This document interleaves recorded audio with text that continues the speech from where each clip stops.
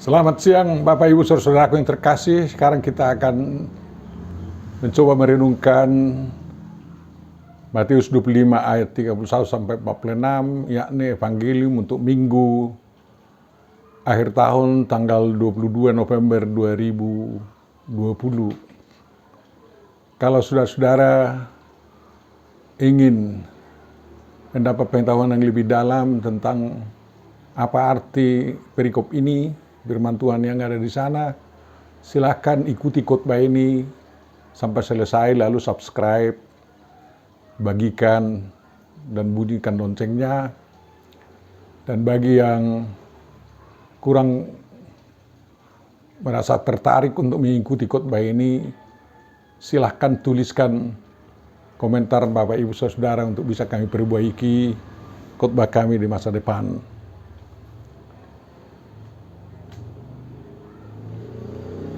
Damai sejahtera dari Tuhan kita, Jehovah Elohim Yesus Kristus, Roh Kudus, Tuhan yang Maha Esa itu, yang melampaui segala damai yang dikenal di dunia ini, kiranya memenuhi hati, pikiran, dan kehidupan kita senantiasa. Amin. Mari kita berdoa. Bapa Surgawi, cerahilah pikiran kami untuk dapat memahami firman-Mu, beriman kepadamu dan juga berbuat sesuai dengan iman kepercayaan kami. Dalam Yesus Kristus kami mohon, kabulkan doa kami. Amin. Firman yang akan kita pahami dan hayati serta menjadi pedoman iman dan perbuatan kita diambil dari kitab Matius pasal 25 ayat 31 sampai 46 yang berbicara tentang penghakiman terakhir bagi yang hidup dan yang mati oleh Tuhan Yesus Kristus. Mari kita dengarkan apa yang dikatakan Tuhan kita dalam perikop ini, sekarang ini untuk kita ikuti. Inilah Matius 25 ayat 31 sampai 46. Apabila Anak Manusia datang dalam kemuliaannya dan semua malaikat bersama-sama dengan Dia, maka Ia akan bersemayam di atas tahta kemuliaannya. Lalu semua bangsa akan dikumpulkan di hadapannya, dan Ia akan memisahkan mereka seorang dari yang pada yang lain, sama seperti gembala memisahkan domba dari kambing. Dan Ia akan menempatkan domba-domba di sebelah kanannya dan kambing-kambing di sebelah kirinya. Dan raja itu akan berkata kepada mereka yang di sebelah kanannya, "Mari, hai kamu yang diberkati oleh Bapakku, terimalah kerajaan yang telah disediakan bagimu sejak dunia dijadikan. Sebab ketika aku lapar, kamu memberi aku makan. Ketika aku haus, kamu memberi aku minum. Ketika aku seorang asing, kamu memberi aku tumpangan. Ketika aku telanjang, kamu memberi aku pakaian. Ketika aku sakit, kamu melawat aku. Ketika aku di dalam penjara, kamu mengunjungi aku." Maka orang-orang benar itu akan menjawab Dia, katanya, "Tuhan, bila manakah kami melihat Engkau lapar dan kami memberi Engkau makan? Dan atau haus dan kami memberi Engkau minum? Bila manakah kami melihat Engkau sebagai orang asing dan kami memberi Engkau tumpangan, atau telanjang dan kami memberi Engkau pakaian? Bila manakah kami melihat Engkau sakit atau dalam penjara dan kami mengunjungi Engkau?" Dan raja itu akan menjawab mereka, "Aku berkata kepadamu, sesungguhnya segala sesuatu yang kamu lakukan untuk salah seorang dari saudaraku yang paling hina ini, kamu telah melakukannya untuk aku." Dan Ia akan berkata juga kepada mereka yang di sebelah kirinya, "Enyahlah dari hadapanku, hai kamu orang-orang terkutuk. Enyahlah ke dalam api yang kekal yang telah sedia untuk iblis dan malaikat-malaikatnya. Sebab ketika aku lapar, kamu tidak memberi aku makan. Ketika aku haus, kamu tidak memberi aku minum. Ketika aku seorang asing, kamu tidak memberi aku tumpangan. ketika aku telanjang kamu tidak memberi aku pakaian, ketika aku sakit dan dalam penjara kamu tidak melawat aku.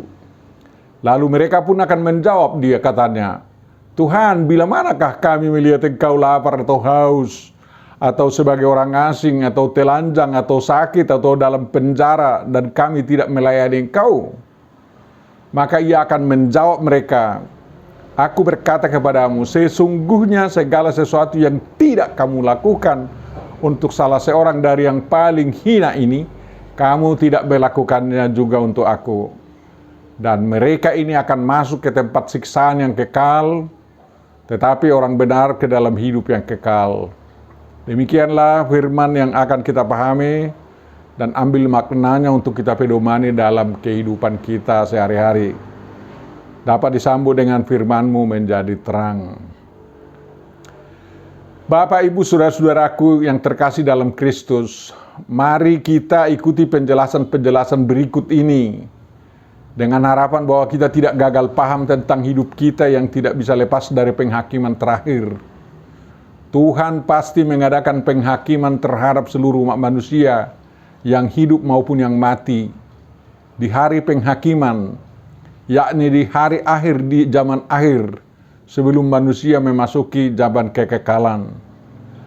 Penghakiman itu merupakan hari penentuan kekekalan mana pastinya setiap manusia ke neraka kekal atau ke surga kekal. Yang pertama, Bapak Ibu Saudara, setiap agama dan aliran kepercayaan maupun kaum ateis atau areligius memiliki ajaran tentang masa depan manusia setelah manusia mati. Ada yang mengajarkan bahwa apabila manusia mati, dia memasuki dunia tanpa warna atau nirwana, sama seperti yang diimaninya sebagai sang tanpa warna. Berarti menyatu dengan sang penciptanya. Yang lain mengajarkan bahwa manusia mengalami berkali-kali inkarnasi dan pada akhirnya dia kembali kepada dunia dewa-dewi yang mereka yakini. Ada agama yang memegang keyakinan bahwa apabila manusia mati, siapapun itu, termasuk penganjur agama itu sendiri, manusia itu masuk ke dunia orang mati, ke alam barzah. Di sana dia menantikan hari kebangkitan orang mati dan seluruh manusia akan menjalani penentuan di hari penghakiman itu apakah dia masuk neraka atau masuk surga. Agar masuk surga dia mengandalkan perbuatan baiknya untuk melewati jembatan yang harus dilalui menuju surga. Bila perbuatan baiknya kurang, maka dia akan jatuh dari jembatan itu ke neraka yang ada di bawahnya menantinya. Dua temannya di dunia diharapkan dapat menolong dia lepas dari siksaan neraka. Silahkan dengar di YouTube ajaran setiap agama itu. Pasti setelah mendengarnya Anda akan terkagum-kagum terhadap ajaran Yesus Kristus tentang penghakiman terakhir yang tegas dan pasti serta tidak merupakan rekayasa pikiran manusia. Siapa ingin masuk surga yang benar, yakni surga milik Tuhan, di mana Tuhan sebagai penguasa, dan yang menentukan siapa yang masuk ke surga, ke hidup surgawi kekal, dan selainnya ke hidup neraka kekal, silahkan dalami dan yakini, serta jadilah pengikut ajaran Yahweh Elohim Yesus Kristus Roh Kudus, Tuhan yang Maha Esa, yang disaksikan dalam kitab suci Perjanjian Lama dan Perjanjian Baru. Yang kedua, Bapak Ibu Saudara, dalam Alkitab Perjanjian Lama dan Perjanjian Baru ada beberapa pemberitaan tentang akhir zaman, hari penghakiman, kedatangan Yesus Kristus yang kedua kali untuk menghakimi umat manusia. Matius 25 ayat 31 sampai 46 hanya salah satu dari itu. Inilah dulu yang kita dalami dan jadikan pedoman iman dan perbuatan kita. Yesus Kristus berkata, apabila anak manusia datang dalam kemuliaannya dan semua malaikat bersama-sama dengan dia, maka ia akan bersemayam di atas tahta kemuliaannya. Berarti dia raja. Sabda ini menunjuk kepada dirinya sebagai anak manusia seperti dinubuatkan Nabi Daniel dalam Daniel 7 ayat 13 sampai 14. Aku terus melihat dalam penglihatan malam itu, kata Daniel di sana, tampak datang dengan awan-awan dari langit, seorang seperti anak manusia. Datanglah ia kepada yang lanjut usianya itu, dan ia dibawa ke hadapannya, lalu diberikan kepadanya kekuasaan dan kemuliaan dan kekuasaan sebagai raja. Maka orang-orang dari segala bangsa, suku bangsa, dan bahasa mengabdi kepadanya. Kekuasaannya ialah kekuasaan yang kekal, yang tidak akan lenyap, dan kerajaannya ialah kerajaan yang tidak akan musnah. Jadi silahkan masuk menjadi pengikutnya. Yesus memastikan nubuat Daniel itu dipenuhi dalam dirinya dan pasti akan terjadi. Kapan penghakiman terakhir itu akan terjadi? Tuhan Yesus tidak mau memberitahunya. Itu bisa terjadi kapan saja sesuai kehendak Tuhan Yahweh Elohim, Bapa Tuhan Yesus Kristus. Yang penting manusia harus selalu siap memasuki penghakiman terakhir. Sewaktu dia masih hidup di dunia, dan persiapan itu juga menjadi bekal utamanya memasuki penghakiman terakhir sewaktu dia tidak lagi hidup di dunia, tetapi di tempat menantikan terjadinya penghakiman terakhir itu. Yesus Kristus pasti datang untuk menghakimi orang yang masih hidup dan yang telah mati atau meninggal di dunia ini. Ada dua agama yang mengenal Yesus Kristus atau Isa Al-Masih alaihi salam dari versi masing-masing. Siapapun dari pengikut dua agama itu meragukan dan menyangkal kedatangan Yesus Kristus sebagai hakim di penghakiman terakhir, keraguan dan penyangkalannya itu tidak dapat membatalkan terjadinya penghakiman terakhir itu dan Yesus Kristus waktu itu sebagai hakimnya. Yang ketiga, Bapak Ibu Saudara, siapa yang akan dihakimi di penghakiman terakhir itu? Dipastikan semua bangsa, panta ta etne, kol hagoim, omnes gentes. Katanya dalam bahasa Yunani, Ibrani, dan Latin. Tanpa kecuali, baik bangsa yang dalam kitab sucinya ada disebut Yesus Kristus atau Isa Al-Masih atau tidak ada, maupun bangsa yang ateis, yang areligius, yang animis, yang antikristus, maupun yang pro-Kristus, bangsa-bangsa yang menganut agama apapun, yang hidup atau sudah mati dari sejak Adam, Nuh, hingga terjadinya penghakiman terakhir itu. Tidak ada yang luput dari penghakiman terakhir itu. Semua bangsa yang sangat beragam, multimajemuk itu, dalam penghakiman terakhir itu dikategorikan hanya dalam dua kategori, yakni yang seperti domba, ta probata, ha kebashim, dan yang seperti kambing, ton erifon, ha atudiim. Lai dalam Bibel Toba menerjemahkannya dengan biru-biru woru-woru dan biru-biru tunggal. Lai harus memperbaiki terjemahannya ini dengan mengatakan biru-biru dan hambing. Itu yang sebenarnya menurut bahasa Batak. Semua bangsa itu tidak dikategorikan menurut agama yang dianut oleh setiap kelompok manusia itu. Itu berarti ada manusia yang dikategorikan sebagai domba atau sebagai kambing, baik dari kalangan umat Kristen maupun dari kalangan umat non-Kristen. Keistimewaan umat Kristen, pengikut Yesus Kristus, mereka disebut domba-domba yang mengenal suara gembala mereka, yakni Yesus Kristus. Tetapi Yesus Kristus yang dikenal sebagai gembala, juga dikenal sebagai domba Elohim, domba Paskah atau anak domba Elohim. Lai mengatakan anak domba Allah, amnos tuteu, Sheha Elohim, yang menghapus dosa manusia, demikian Yohanes 1 ayat 29. Itu berarti Yesus Kristus itu bukan hanya firman yang menjadi manusia, melainkan gembala yang mau sama seperti dombanya. Dia benar-benar menyatu dengan domba gembalaannya.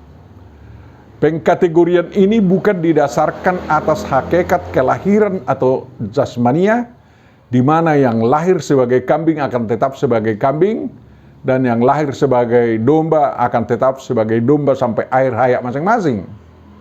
Hakikat manusia itu tetap manusia, tetapi oleh karena iman dan perangai atau perilakunya, ada yang dikategorikan sebagai kambing atau berperilaku kambing, dan ada yang dikategorikan sebagai domba atau yang berperilaku domba.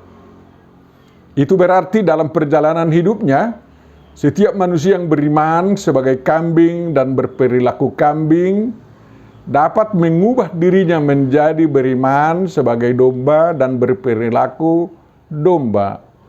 Dan sebaliknya, dari yang tidak kenal dan beriman kepada Yesus Kristus menjadi kenal dan beriman kepada Kristus, atau dari yang anti Kristus bisa berubah menjadi orang yang pro Kristus. Manusia-manusia yang akan dihakimi dalam penghakiman terakhir ini tidak dikategorikan sebagai lembu dan banteng, yakni satu jinak dan satu lagi liar. Bentuk wujud jasmaniahnya sama memang. Mereka dikategorikan kambing atau domba karena mereka memang sama-sama makhluk peliharaan Tuhan. Tidak ada yang terhitung sebagai hewan liar tanpa pemilik. Semua bangsa yang beragama dan yang tidak beragama, yang teis atau yang ateis, yang religius dan yang areligius, sama-sama makhluk milik Tuhan. Hidup mereka di dunia dan di pasca dunia tidak ada yang luput dari campur tangan Tuhan. Mereka mengenal Tuhan dari agama mereka masing-masing dan juga dari akal masing-masing kalau dia tidak beragama.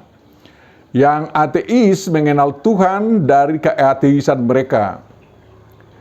Melalui terjemahan Alkitab ke dalam bahasa setiap bangsa, kepada mereka diperkenalkan Tuhan yang sebenarnya, yang menciptakan mereka dan yang menentukan masa depan mereka di dunia dan di akhirat.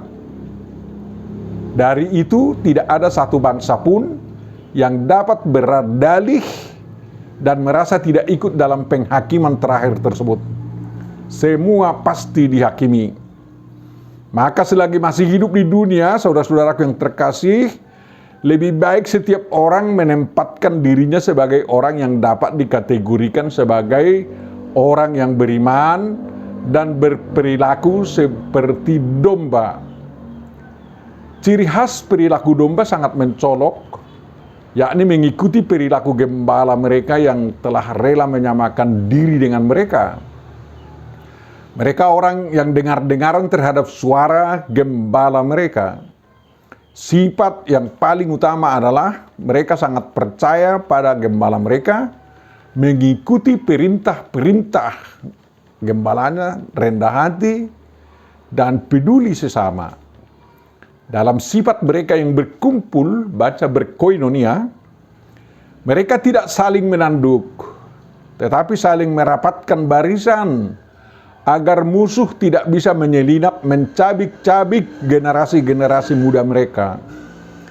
Kalau pemiliknya memangkas mereka untuk mengambil bulu mereka untuk dijadikan baju panas bagi pihak lain, mereka sangat rela, walaupun mereka untuk sementara harus gundul, dan mungkin harus jadi kedinginan.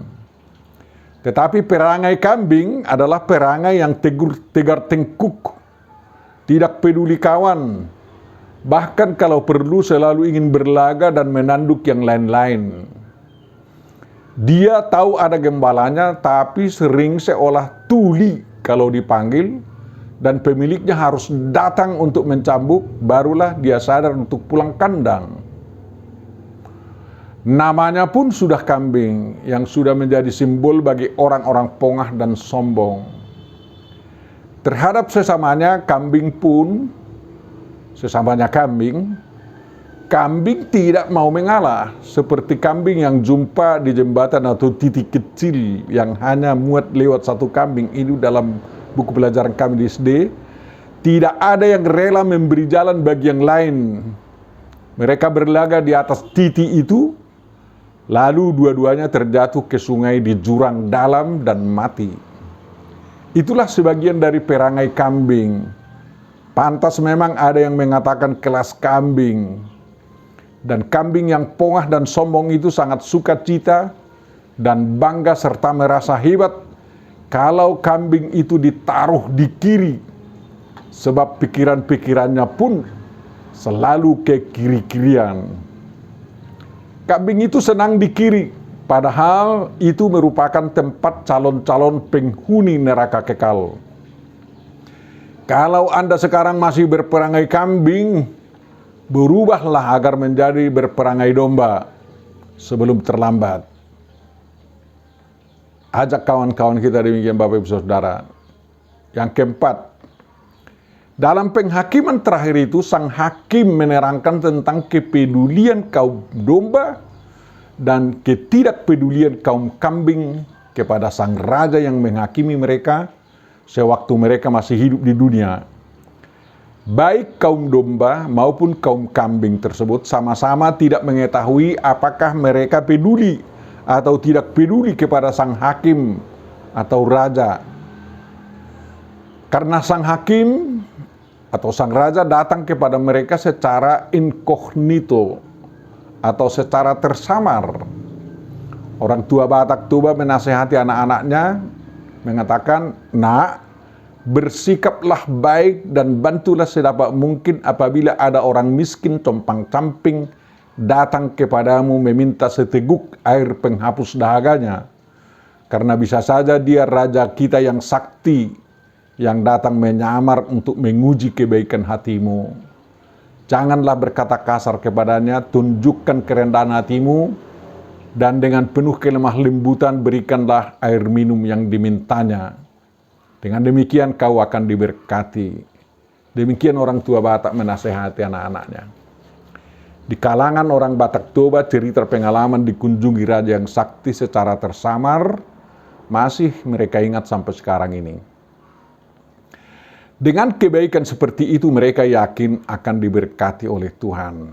Jadi apalagi firman Tuhan yang mengatakan begitu, pastilah mendapat berkat dari Tuhan. Yang kelima, ada 6 keadaan sang hakim atau sang raja, yakni lapar, haus sebagai orang asing, telanjang, sakit, terpenjara dalam kunjungan inkognitonya. Dan dalam setiap keadaan itu kaum domba mempedulikan dia, tetapi kaum kambing tidak mempedulikannya. Setiap keadaan itu adalah keadaan berkekurangan, sedang menderita.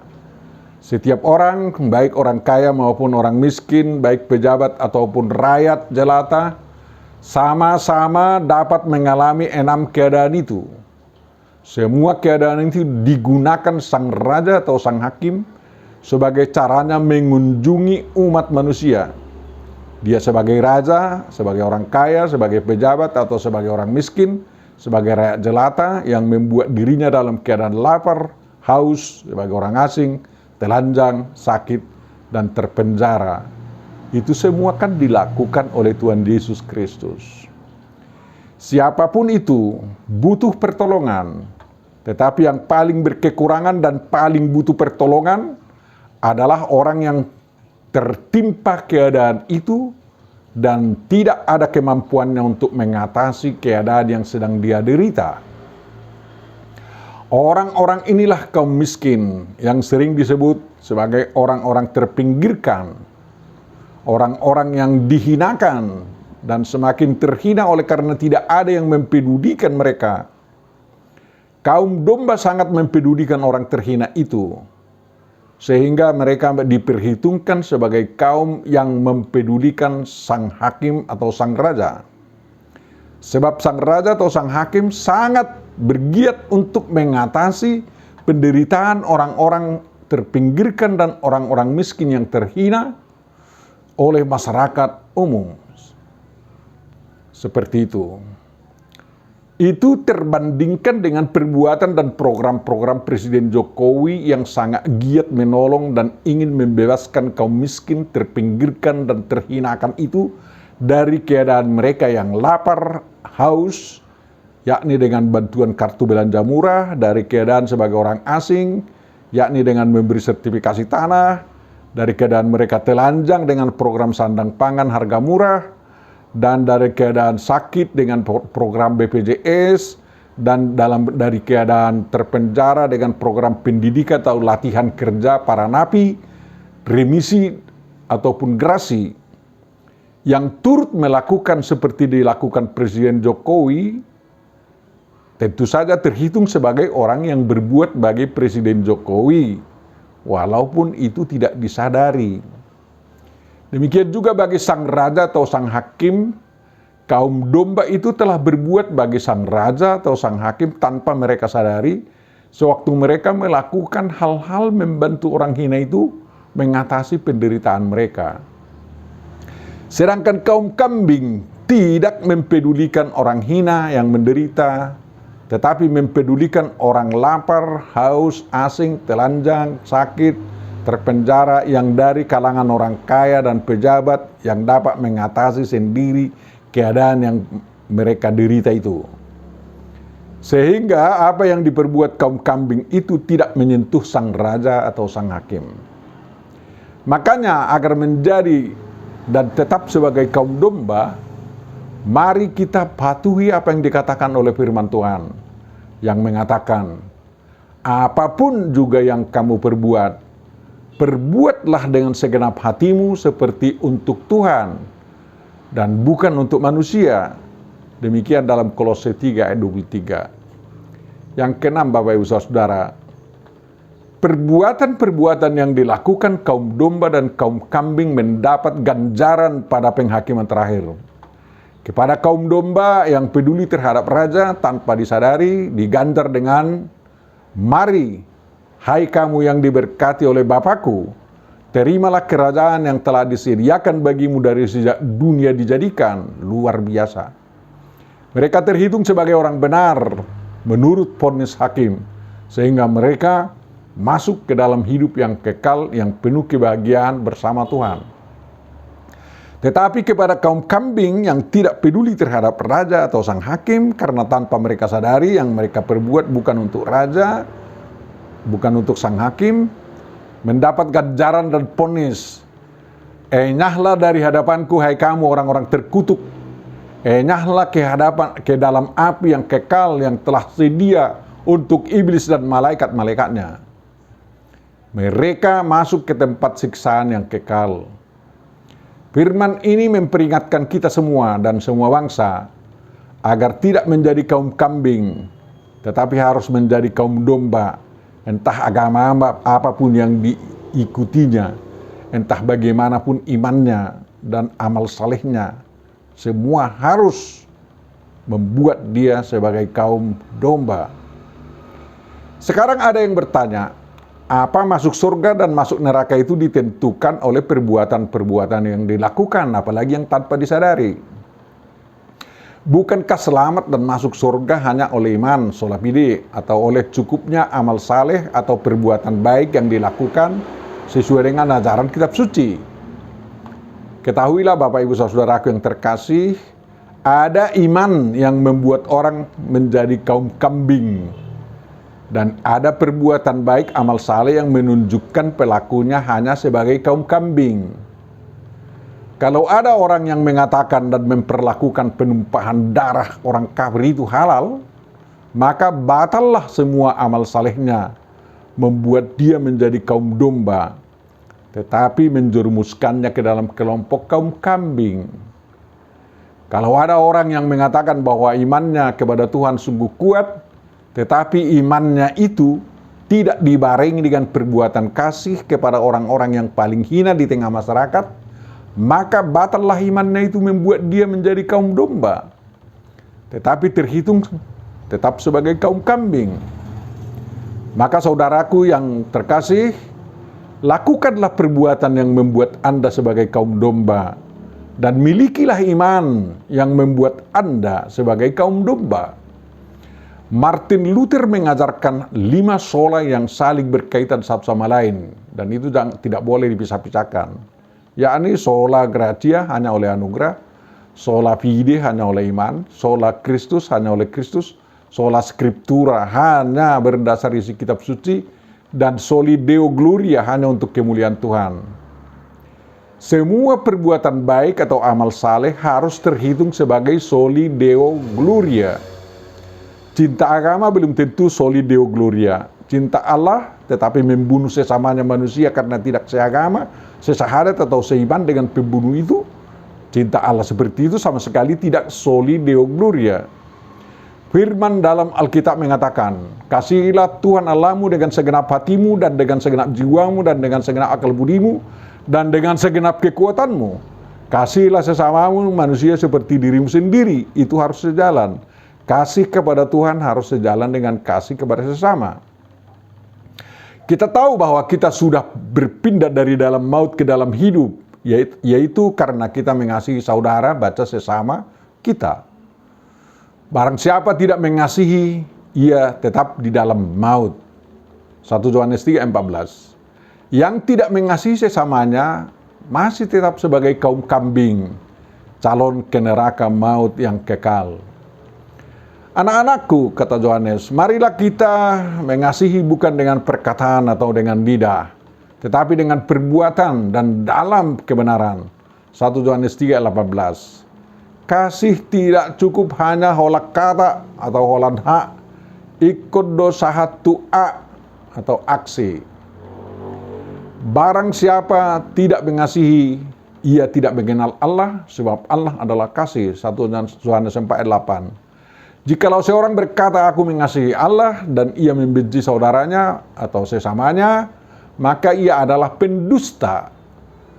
Karena sesama tidak mengasihi saudaranya atau sesamanya yang dilihatnya, tidak mungkin mengasihi Allah yang tidak dilihatnya. Tegas dalam 1 Yohanes 4:20.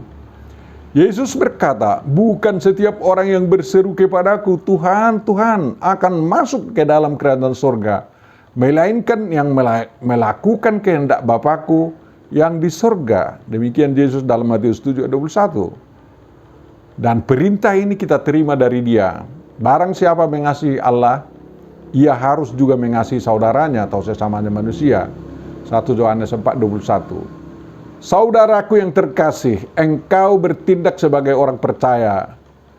Menurut agamamu pasti, di mana engkau berbuat segala sesuatu untuk saudara-saudara atau sesamamu, sekalipun mereka adalah orang-orang asing. Demikian 3 Yohanes 1:5.